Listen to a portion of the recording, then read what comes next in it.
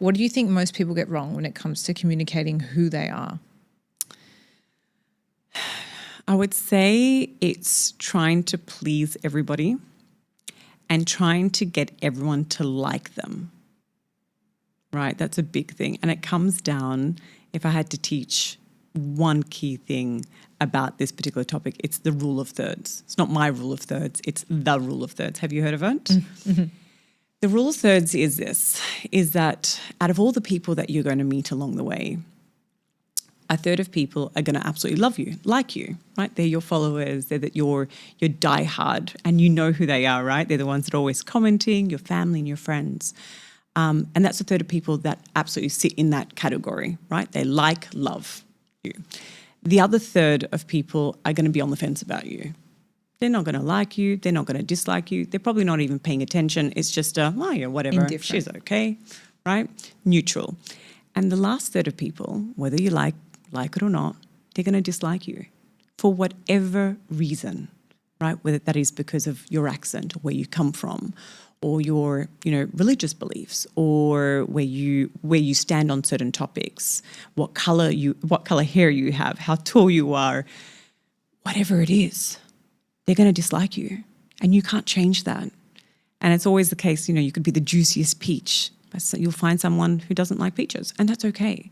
And I think what I find with people is they want to go into every presentation, every talk, and they want to say, and I hear this a lot from the people, the ones that I mentor, I want everyone to like me. I want everyone to like this, right? It's impossible. It's impossible because Richard Branson has his, I won't say haters, has the dislikers. Mother Teresa. Somebody actually said to me, Google Mother Teresa haters. She has a group of people. But that just proves to you every single one, no matter how successful they are, no matter how good they do, I'll find you their dislikers. Because whether it comes from a space of jealousy, they could do nothing to these people. Whether it comes from a space of jealousy or hearsay or whatever, you're going to have a group of people that don't like what you're doing. And I think that has to be said to be totally, and I always say, expect and accept. Expect that you will get those other 2/3, ones who are not interested and the other ones who don't like, right? Expect it and then accept it so that you're not going into everything going, I want 100% of people to absolutely love me. It's impossible. Even, there was this amazing quote that if you want everyone to love you, go and sell ice cream. Well, even that is not working because some people are not eating dairy and some people want gluten-free. So the poor ice cream man is having difficulties now, right? So it's just it's down to it's impossible to please everybody. So don't go into communicating thinking that you're going to have 100% of people that's going to absolutely love you. Expect that they won't and accept it. It's like a misguided intention or goal for showing up, right? Well, this is the thing. It's like, wherever I coach, for example, whether it's senior executives, royal family, ministers, they're like, I want everyone to really like this. And then that's when I'm like, let's set the expectation here, right? You're not going to ever get through to 100% of the people that's in the audience. Some people are also going through their own stuff. So they won't even be listening, right? So that's on the people that are on the fence. Some people will make a first impression, because you make a first impression in like the first 3 odd seconds, no, I don't really want to listen to her because she's a female or because they're male, whatever that might be, right? So you're going to have this whole notion of people that are just going to be in that third of dislikers. So that's where I say focus on the people that are listening, that are attentively nodding their head, and you look at those, and that's what gives you encouragement to do more. This is a very practical way to start thinking about it and actually shifting where your energy is going. Yeah. Because again, like we were saying, energy is your biggest, your time, and wasting that on the reality that someone's not going to like it is just not really fighting and saying, well, I want to make sure everybody likes me and trying so hard because you can see through that as well. Don't try so hard. Just be you, be authentically you. The ones who gravitate towards you and know what you're doing will come. Mm-hmm. And not to say, by the way, and on this whole rule of thirds, it's not to say that they always stay in their third, right? The ones that, for example, like you may one day go, no, I actually don't really like her anymore. And that's cool. Not an issue. Don't be so sensitive about it. And I've had ones who, let's just say, maybe didn't like, and it'll be like, you know what, actually, I really do like her.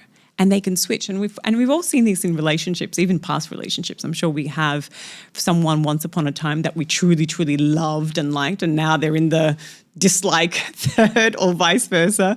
We dislike them, but now we like them. It's not set in stone, but don't go out there seeking or trying so hard to say, well, I want to get these people that are in that third of dislikers, I'm going to convert them over. Don't.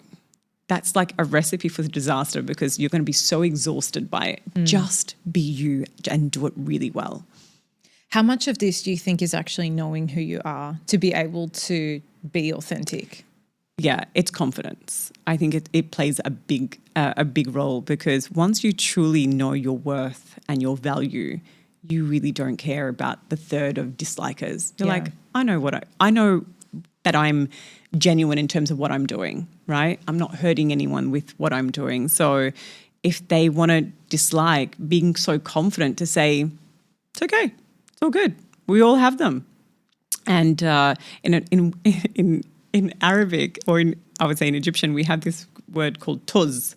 Tuz means who cares, right? Like that, tuz. Tuz.